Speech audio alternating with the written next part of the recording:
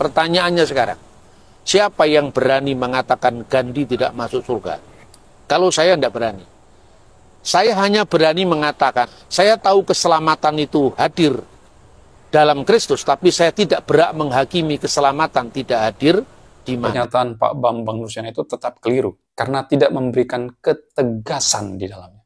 Hanya bersifat abu-abu dan ini membuat jemaat bingung. Padahal Alkitab sudah memberikan jawabannya secara tegas.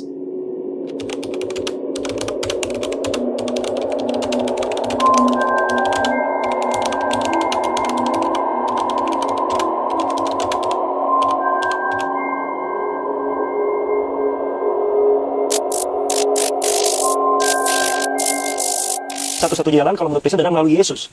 Nah, banyak pertanyaan dan perdebatan bagaimana dengan orang-orang baik di luar sana yang tidak mengenal Tuhan, Pak.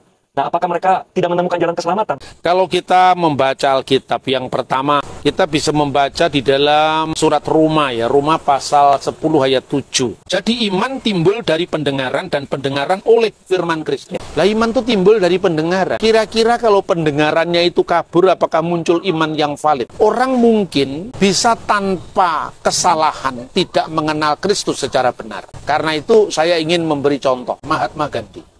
Menolak segala macam bentuk kekerasan, ahimsa. Kalau misionaris-misionaris itu ingin menceritakan kasih Yesus, tapi seumur hidup saya ingin mewujudkan kasih Kristus dalam perilaku nyata kehidupan sehari-hari. Pertanyaannya sekarang, siapa yang berani mengatakan Gandhi tidak masuk surga? Kalau saya tidak berani. Saya hanya berani mengatakan, saya tahu keselamatan itu hadir dalam Kristus, tapi saya tidak berhak menghakimi keselamatan tidak hadir. Dalam video itu, Pak Bambang Nursena ditanya oleh seseorang tentang bagaimana konsep keselamatan yang benar. Bagi Kristen, Yesus itu kan satu-satunya jalan. Tapi bagaimana dengan orang-orang baik yang non-Kristen, yang ada di luar sana, yang tidak mengenal Tuhan? Apakah mereka tidak menemukan jalan keselamatan? Pak Bambang Nursena kemudian menjawab dengan merujuk pada Roma pasal 10 ayat 17. Jadi iman timbul dari pendengaran dan pendengaran oleh firman Kristus. Lalu dia mengaitkan dengan pendengaran yang kabur, dan menyimpulkan bahwa orang bisa tanpa kesalahan mengenal Kristus secara tidak benar, dan karenanya tidak akan muncul iman yang valid. Kemudian Pak Bambang memberikan contoh Mahatma Gandhi, di mana sejak muda Gandhi rupanya seorang pengagum daripada Yesus, tapi kemudian Mahatma Gandhi ini kecewa dengan sikap orang Kristen tertentu, tidak mau lagi masuk gereja, tapi dia katanya tetap mengagumi Kristus, mempraktekkan ajaran kasih Kristus seumur hidupnya. Lalu ada sebuah pernyataan Pak Bambang yang akan saya soroti, di mana Pak Bambang bertanya di situ, pertanyaannya adalah siapa yang berani katakan Gandhi tidak masuk surga? Lalu Pak Bambang Nursena mengatakan bahwa dia tidak berani. Dia hanya berani mengatakan, saya tahu keselamatan itu hadir dalam Kristus, tetapi saya tidak berhak menghakimi keselamatan tidak hadir di mana. Memang kita perlu melihat konteks utuh daripada video ini, karena videonya cuma singkat saya dapatkan di TikTok. Tapi saya kira video yang singkat itu jika sudah tersebar kemana-mana bisa menimbulkan pandangan-pandangan yang liar, yang bisa berbahaya bagi kekristenan. Dan karena itu saya akan memberikan tanggapan. Dengan asumsi bahwa video tersebut benar adalah pernyataan Pak Bambang. Nah, ada hal yang perlu saudara ketahui sebelum saya merespon pernyataan Pak Bambang. Saya sebetulnya salah satu orang yang belajar kepada Bambang Nursena dan setuju dalam beberapa poin, beberapa hal dari pengajaran beliau. Secara khusus jika bicara tentang historisitas, ya, sejarah, latar belakang dari naskah-naskah kuno, misalnya naskah Laut Mati dan sebagainya, beliau itu salah seorang ahli di bidang tersebut. Dan saya memiliki beberapa buku beliau seperti The History of Allah, The Dead Sea Scroll, dan beberapa yang lain. Tapi terkait dengan doktrin keselamatan, saya mungkin agak berbeda pendapat dengan Pak Bambang Nursena.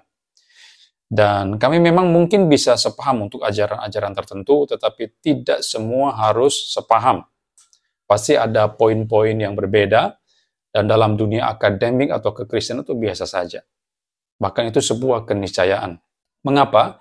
Karena Tuhan menciptakan kapasitas otak yang berbeda-beda untuk setiap manusia.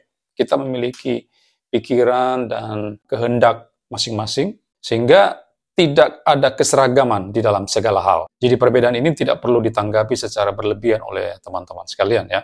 Kita tentu tahu bahwa keselamatan itu hanya diperoleh di dalam Tuhan Yesus Kristus, dan saya kira Pak BN, Pak Bambang sendiri mengakuinya. seperti dalam video tersebut. Dan karena keselamatan hanya dalam Yesus, segala hal yang tidak memenuhi syarat itu tidak bisa diterima, tidak bisa dibenarkan. Mengenai teks dalam Roma 10 ayat 17 yang digunakan Pak BN, saya setuju bahwa iman diperoleh dari pendengaran akan firman Tuhan atau firman Kristus. Dan kata-kata firman Kristus dalam ayat tersebut tentu bukan hanya berarti bahwa seseorang harus mendengarkan ceramah atau khotbah Yesus pada zaman Yesus hidup. Jadi harus hadir, melihat Yesus secara langsung pada waktu itu. Tidak seperti itu ya. Bukan hanya seperti itu. Tapi bahwa firman Kristus atau firman Allah itu kan sudah dicatat dalam Alkitab. Maka ketika saudara mendengar berita Injil melalui para hamba Tuhan, lewat apa saja, baik mimbar-mimbar gereja, saat KKR, atau secara personal, lewat medsos, FB, Instagram, dan sebagainya, dan saudara menerima berita tersebut, saudara akan diselamatkan. Tapi sekarang pertanyaannya adalah bagaimana jika yang bersangkutan tidak punya pendengaran yang bagus? Seperti yang katakan Pak Bambang Nursena, ya misalnya saja dia bisu.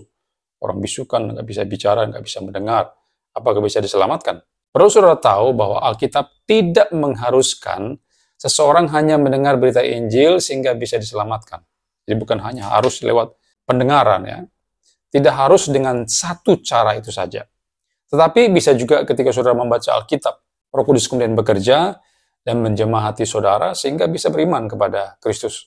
Dan ada banyak kasus orang-orang yang mengalami hal semacam demikian. Dan zaman sekarang bukan seperti dulu lagi, akses internet begitu mudah didapati, sehingga berita keselamatan itu bisa disebar kemana saja. Jadi bukan hanya faktor pendengaran yang ditekankan, juga penglihatan atau pembacaan terhadap teks suci. Itu bisa menuntun seseorang untuk datang kepada Kristus. Tapi sekarang pertanyaannya adalah bagaimana dengan orang-orang yang belum pernah mendengar sama sekali tentang Yesus Kristus? Mereka mungkin ada di pedalaman terpencil, di desa, pelosok desa, suku-suku terpencil sekali. Dan jalan ke sana itu sukar sekali. Kemudian internet juga tidak ada, misioner juga ada di sana. Nah, bagaimana dengan mereka itu? Apakah mereka bisa diselamatkan? Saya kira kita tidak perlu panjang lebar menjelaskan. Saudara tinggal melihat Roma pasal 10 ayat 13 sampai 15. Kalau tadi Pak Bambang menggunakan Roma, saya juga menggunakan Roma pasal yang ke-10.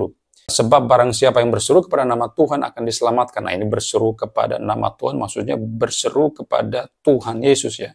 Kalau sudah melihat konteksnya di ayat sebelumnya, di ayat yang ke-9, mengaku bahwa Yesus adalah Tuhan. Itu maksud dari kata-kata berseru kepada nama Tuhan. Ayat 14, tetapi bagaimana mereka dapat berseru kepadanya jika mereka tidak percaya kepada dia? Bagaimana mereka dapat percaya kepada dia jika mereka tidak mendengar tentang dia?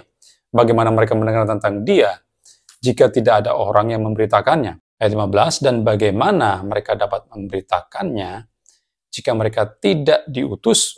Seperti ada tertulis betapa indahnya kedatangan mereka yang membawa kabar baik. Jadi ayat ini secara jelas mencatat sebuah mata rantai yang tidak bisa dipisahkan. Kalau kita putar balik teksnya, maka pernyataan Paulus di Roma pasal 10 ini dijelaskan bahwa keselamatan itu dimulai dari pengutusan. Lalu ada penyampaian berita Injil, orang-orang bisa mendengar dan kemudian bisa percaya, berseru kepada Tuhan Yesus. Sehingga dengan demikian keselamatan bisa terjadi. Nah ini urutannya seperti itu ya. Ada unsur-unsur atau poin-poin yang bisa menuntun orang pada keselamatan. Lalu bagaimana jika ada orang yang sama sekali belum mendengar tentang Yesus Kristus? Saya kira teksnya jelas. Di ayat 14c dikatakan, bagaimana mereka mendengar tentang dia jika tidak ada yang memberitakannya. Maksudnya, jikalau tidak ada orang yang datang yang bersangkutan untuk menyampaikan Injil, ya dia tidak akan bisa mendengar tentang Yesus. Ini disebut dengan Pak Bambang Nursena sebagai seorang yang tanpa kesalahan mengenal Yesus secara tidak benar. Lalu kalau dia tidak mendengar tentang Yesus, tanpa kesalahan yang disengaja, apakah dia akan bebas dari hukuman? Tidak. Karena di ayat 14 bagian A dan B dan ayat 13 mencatat orang yang tidak mendengar tentang Yesus, mereka tidak bakalan percaya dan karena itu tidak bisa berseru kepada nama Tuhan sehingga tidak bisa diselamatkan. Jadi walaupun ada yang secara tidak sengaja atau tanpa kesalahan mengenal Kristus secara tidak benar atau bahkan sama sekali belum mendengar tentang Yesus sehingga dia belum atau tidak mengaku Yesus adalah Tuhan, maka orang itu tetap tidak akan diselamatkan. Ini menurut Roma pasal yang ke-10 ayat 13 sampai yang ke-15. Nah, ada keberatan yang muncul yang seringkali disampaikan. Kalau demikian, berarti Allah tidak adil. Karena ternyata memasukkan manusia yang tanpa sengaja belum mendengar Yesus ke dalam neraka. Apakah demikian? Perlu saudara ketahui bahwa manusia masuk neraka itu bukan karena dia belum percaya kepada Yesus. Bukan itu penyebabnya. Tapi manusia masuk neraka itu karena dosa-dosa yang dia lakukan. Memang Allah itu penuh kasih, tetapi dia juga adil. Karena dia adil, maka dia pasti menghukum manusia yang berdosa itu. Sama seperti saat saudara melanggar aturan lalu lintas misalnya. Saudara pasti akan kena tilang dan sebagainya. Saudara tidak akan dibiarkan seenaknya saja buat pelanggaran lalu lintas. Misalnya saat lampu merah, Anda tetap melaju dengan kecepatan tinggi, melambung di sebelah kiri, balap-balapan, nanti akan kacau balau kalau dibiarkan. Akan ada kecelakaan, kematian, ada pihak dirugikan, dan sebagainya. Saya saja pernah tidak gunakan sabuk pengaman ya ketika mengendarai sebuah kendaraan, lalu saya didenda ketika hendak memperpanjang STNK. Saya kena hukuman denda. Nah, di dalam dunia rohani juga berlaku hal yang sama. Tuhan tidak akan membiarkan saudara lakukan dosa sesuka saudara. Setiap pelanggaran pasti ada konsekuensinya, pasti ada hukumannya. Dan ini bicara tentang neraka. Jadi sekali lagi, saudara dihukum secara kekal, itu bukan karena Anda belum pernah mendengar Yesus, tapi karena dosa-dosa yang Anda lakukan. Itu sebab Tuhan memberikan jalan keluar atas dosa-dosa tersebut, yaitu mengaruniakan Yesus Kristus mati untuk menebus semua pelanggaran dosa yang manusia lakukan. Kalau saudara menerimanya, engkau akan diselamatkan. Tapi kalau engkau menolak, maka penghukuman kekal akan engkau terima kelak. Sekarang kita kembali ke kasus Mahatma Gandhi, yang menurut Pak Bambang Nursena terus mempraktekkan ajaran kasih dari Yesus, orangnya baik sekali, menolak kekerasan dan sebagainya. Sehingga Pak Bambang tidak berani menyatakan Gandhi tidak diselamatkan. Nah, untuk hal ini ada 2 poin jawaban saya. Yang pertama, apakah perbuatan baik atau kasih itu bisa menyelamatkan seseorang? Tidak ada datanya di dalam Alkitab tentang hal itu. Menurut saya, jika ingin gunakan perbuatan baik untuk selamat, itu bisa. Asal engkau lakukan itu dengan sempurna. Apakah Gandhi bisa lakukan itu dengan sempurna? Mustahil. Tidak ada manusia yang sanggup melakukannya, termasuk Mahatma Gandhi. Kalau saudara baca Yesaya 64 ayat 6, demikianlah kami sekalian seperti seorang najis, dan segala kesalahan kami seperti kain kotor. Kami sekalian menjadi layu seperti daun, dan kami lenyap oleh kejahatan kami seperti daun dilenyapkan oleh angin. Ini yang ngomong di sini adalah salah satu nabi besar di Perjanjian Lama, yaitu Yesaya. Dia mengakui dirinya sebagai seorang manusia yang kotor dan najis. Kesalahan yang terlihat di pandangan manusia itu hanyalah seperti kain kotor yang busuk dan amis. Jadi saudara mau banggakan apa dalam hidupmu? Tidak ada yang kau bisa banggakan dalam hidupmu. Memang dari sisi manusia saudara bisa dinilai sebagai orang baik. Tapi dari sudut pandang Tuhan, kebaikanmu itu seperti kain kotor. Mengapa demikian? Jawabannya ada di poin yang kedua. Poin kedua adalah, ada salah satu syarat agar perbuatan baik itu punya nilai di hadapan Tuhan.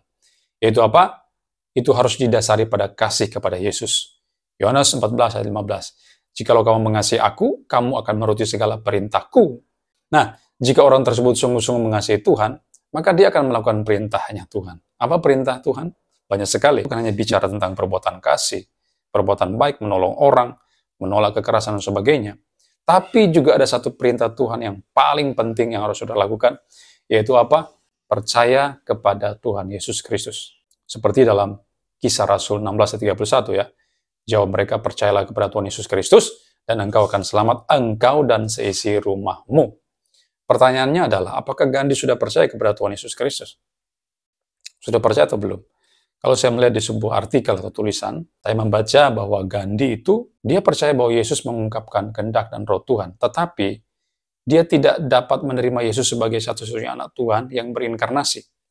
Jika Yesus seperti Tuhan atau Tuhan itu sendiri, maka semua manusia seperti Tuhan dan Tuhan itu sendiri. Kalau memang benar ini adalah kalimat daripada Mahatma Gandhi, maka di sini jelas Gandhi sedang menolak ketuhanan Yesus. Jika demikian, apakah Gandhi sedang mempraktikkan ajaran Tuhan Yesus? Tentu tidak. Dia bisa saja mengajarkan kasih kepada sesama, menolong orang lain, menolak kekerasan, dan berbagai macam perbuatan baik yang lainnya. Tapi jika dia tidak melakukan satu perintah yang utama, yaitu percaya kepada Tuhan Yesus Kristus, maka dia tidak akan menikmati berkat kekal bersama Tuhan di surga. Tidak akan dia terima itu. Dan orang yang tidak melakukan perintah utama ini, dia tidak bisa disebut sebagai orang yang mengasihi Tuhan. Karena kalau dia mengasihi Tuhan, Yohanes mengatakan dia akan menuruti segala perintahku. Dan salah satu perintahnya apa? Percaya kepada Tuhan Yesus Kristus. Gandhi dalam hal ini tidak memberikan respon terhadap hal tersebut. Dia tidak menerima Yesus sebagai Tuhannya, sebagai juru selamatnya. Dan karena itu, dia tidak sedang melakukan perintah Tuhan. Dan karena itu, dia tidak bisa diselamatkan. Teksnya sudah jelas tadi saya katakan ya, dalam Roma pasal yang ke-10. Nah saudara, ini respon saya atas pendapat daripada Pak Bambang Nursena. Tapi ada hal yang perlu saudara catat ya. Pak Bambang tidak mengatakan Mahatma Gandhi tidak masuk neraka. Dia tidak mengatakan demikian. Dia hanya tidak berani mengatakan Gandhi itu tidak diselamatkan. Ini poinnya. Jadi saudara jangan salah tangkap pernyataan Bambang Nursena. Tapi bagi saya pernyataan Pak Bambang Nursena itu tetap keliru. Karena tidak memberikan ketegasan di dalamnya. Hanya bersifat abu-abu dan ini membuat jemaat bingung. Padahal Alkitab sudah memberikan jawabannya secara tegas, seperti yang saudara sampaikan tadi. Dan saudara sekali ini hanyalah merupakan pandangan alternatif dari saya. Saudara mau terima pendapat saya silakan. Tapi kalau saudara mau menerima pendapat Pak Bambang Nursena juga tidak masalah, silakan. Itu adalah hak saudara. Saya sekali lagi hanya memberikan pandangan yang lain dan kiranya Tuhan memampukan kita untuk memahami firman-Nya dengan lebih baik lagi.